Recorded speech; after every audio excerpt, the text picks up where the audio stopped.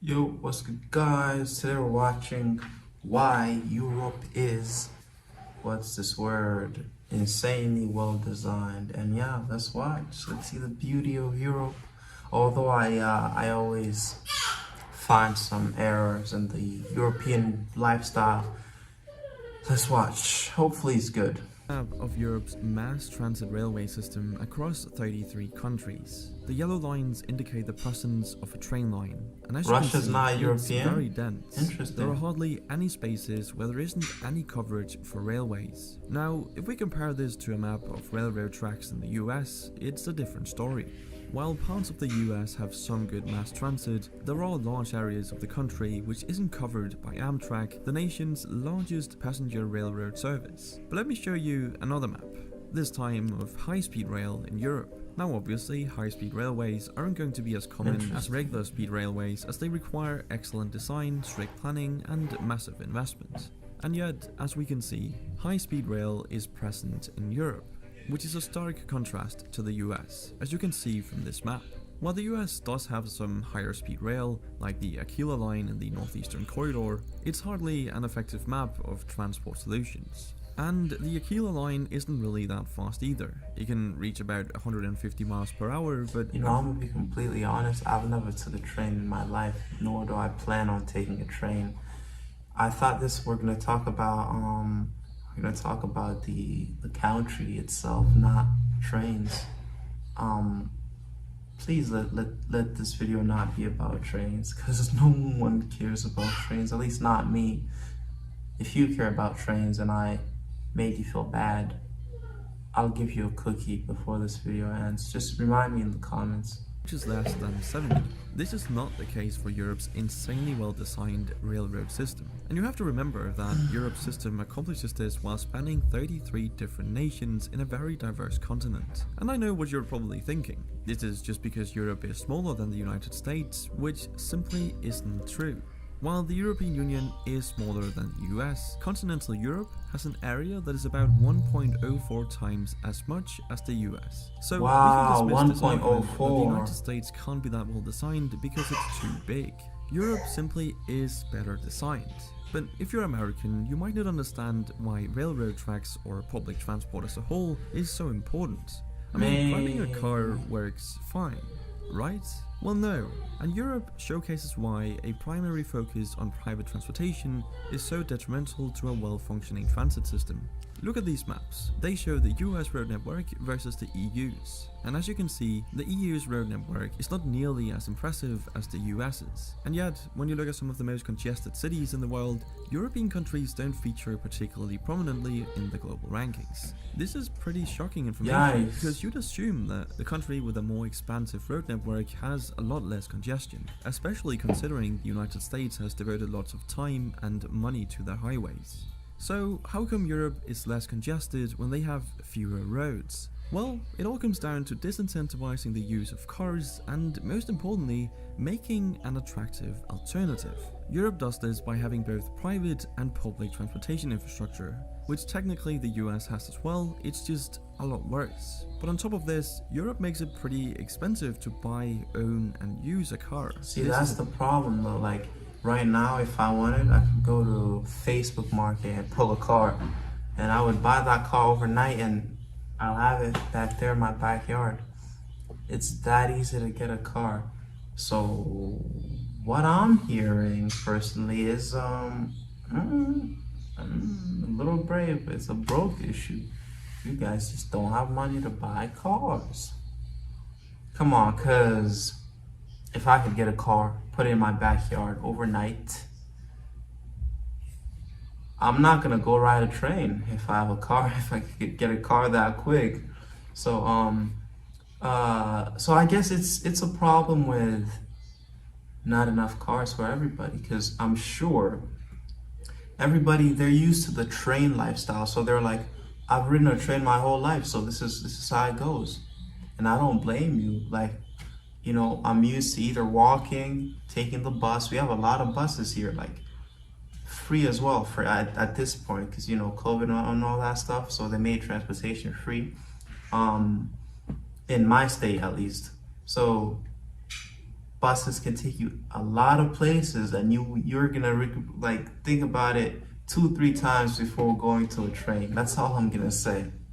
Achieved by having high taxes on vehicles and Those dollar gasoline. bills look In fact, crisp, here's a map man. of worldwide gasoline prices. As you can see, European nations are in the top rankings, while the US lies at the bottom, charging very little. But let me Oh be very hell clear. no, they It's charge a really lot good now. idea to make it expensive to drive a car if you have an attractive alternative, which America doesn't, but Europe does. I mean, obviously this wouldn't work in the US. Trains are always because of crowded, I'm transportation sure. infrastructure. But in Europe, this is a great strategy because you make the roads less congested for those who actually need them and give everyone else an affordable and efficient alternative, being Europe's amazing public transport like the trains on the railways. This is arguably the better strategy because even though the vast majority of Americans have access to vehicles, being Europe's amazing public transport like the trains on the railways. This is arguably the better strategy. Imagine how many kids jump in front of that train track and kill themselves. That's crazy, because you know, what is it called in Japan or something? Yeah, those kids are always jumping to their ends. It's crazy, isn't it? Man, it's a good time to be American, isn't it? What causes suicide anyways? Well, let's not go that far, but yeah, I've heard a lot of people love jumping in front of trains. India has a bunch of trains too. Let's not forget about that one. Is even though the vast majority of Americans have access to vehicles at around 91% and gas is comparatively cheap, it still leaves 9% who don't have Yeah, access to 9% doesn't vehicles. What are matter. these people who can't afford a car supposed to do? Take the bus, sometimes walk, public transport isn't even Uber. an option or simply too expensive for many. So you've now actively excluded those who aren't exactly the most well off from society. To make matters worse, some US cities actually got rid of their public transport to make room for more cars. I'm not joking. American streetcars like trams were actually removed to make way for bigger roads. Absolutely insane. Compare that to Oslo, Berlin and Madrid, where discussions are underway to restrict or even exclude most cars from the city center. And let's not forget that when you have cars, you also need somewhere to park them. And this is where things start to become rather ridiculous. You see, the United States has 2 billion parking spaces for 250 million cars. That's 8 parking spaces per vehicle.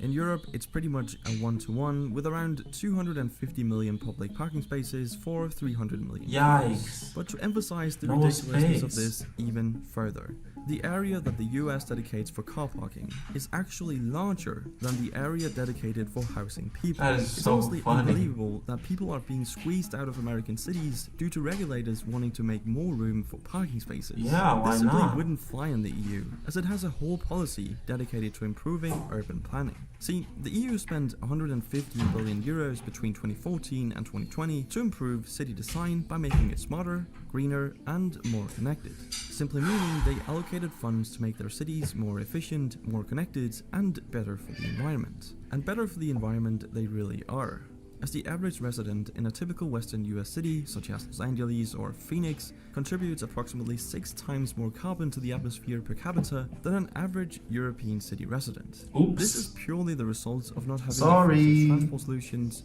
which saves resources and allows people to move about. You know, efficiently. Elon Musk is planning to make an electric underground train that can take you from like New York to California within like under 30 minutes or something. I heard about some underground train he's trying to make. Trains are cool, don't get me wrong, but just not the stuff I was used to. Because I see Europe is always crowded, people walking everywhere. Like my state, you cannot see a crowd of people walking together. There's no one outside, barely. I kind of would like to be with people like this a little bit, but not for too long. Just not used to this. And exactly that. Moving about efficiently is something most of Europe's citizens are able to do as a result of the European Union. See, most of Europe's nations are in the European Union, which gives the EU citizens a number of perks, which includes a free travel area. This has been one of the most important achievements of the EU, as it makes it possible for an EU citizen to travel freely to other EU member states and stay for up to 3 months. All they need is a passport or even just an ID card. No visas, no trips to embassies, no form filing, just head straight over. This makes it incredibly That's easy kinda to cool. travel, study, and work in other countries and communities. And having this level of centralization is very important to good design, as it gives the smartest people the opportunity to work where they are most useful. And since good design obviously requires a lot of complicated problem solving and planning, this is very smart. These Another remind smart me of the thing is the buses we incredible have here. biking infrastructure we see in Europe, perfectly illustrated by this map of bike path density in Europe. All the purple lines are bike paths, and there's clearly a lot of At them, least they're especially towards the exercising, left right? side of the map. But that's just because this is the home of the Dutch, the Netherlands. Now, the funny thing is, I won't be able to compare this to a map of bike path density in the United States, because such a map hasn't been made. At least I wasn't able to find any, and I can only wonder why. But anyway, Wow. what Europe and also the 'Cause European bikes are for Union kids has achieved nowadays. is pretty remarkable, as it's hard to think of another set of such diverse countries where you would be able to travel so freely in an Well, efficient then and again, we're inexpensive. comparing like 10, 30 countries to one huge country. So, hey, cut America some slack, you feel me? Like, this isn't, you know? Because if they wanted, I'm sure they would have made more trains, but this is just how we live. I mean, you can literally get from Paris to Amsterdam, for example, in just 3 hours for around $30. Ooh. Imagine being able to travel all over That's Asia I without like that. border Low-key, crossings, I like checks, that. or visas, I like and that. being able to stay for months at a time. That would be truly amazing. And let's not forget that European design has always been distinctive and very successful. In fact, the continent's history of design and interconnectedness Nice. serves as a model for the rest of the world. But even though Europe and the EU are pretty great and have amazing infrastructure, they obviously aren't perfect. And I'd love to hear some of the reasons it might not be, so leave a comment down below if you have some thoughts on this. I just like cars, honestly. Yeah, I don't know about you guys. I like cars a lot. I don't want to like, you know, oh, let's go take a train, man. This is not Hogwarts, bro. Whatever that Harry Potter stuff is called, I'm not a big fan. You heard me? But hey, do what you guys do. I'm not blaming anyone. But yeah, have fun.